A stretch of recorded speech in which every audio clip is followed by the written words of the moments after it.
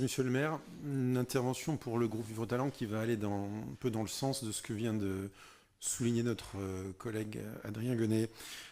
C'est une DM qui est effectivement relativement faible en termes de montant au regard du budget de l'écrin, mais qui nous interroge, voire qui nous interpelle quand même à plusieurs titres. D'abord, les moins 17 000 euros qui sont liés au départ de l'ancien régisseur. C'est écrit dans le tableau au 16 septembre. Et donc, je vais dans le sens de mon collègue Adrien Guenet. Pourquoi un départ aussi rapide, quelques mois finalement, après l'embauche?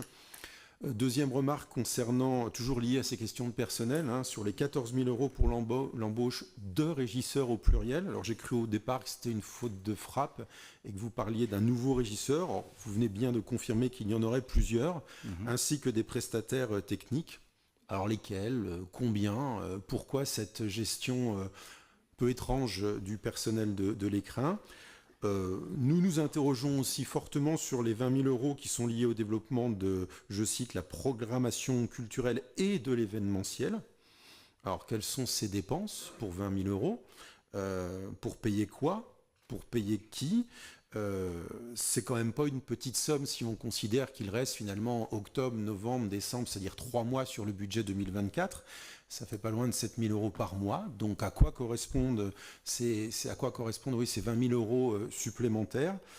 Alors là, pour le coup, un désaccord avec l'orateur précédent. On n'a pas la même position sur l'écrin et en particulier sur son impact dans le budget culturel. Mais aujourd'hui, à la lumière de cette DM, qui n'est pas anodine pour nous, je le redis, on a bien l'impression que ça tangue quand même du côté de l'écrin.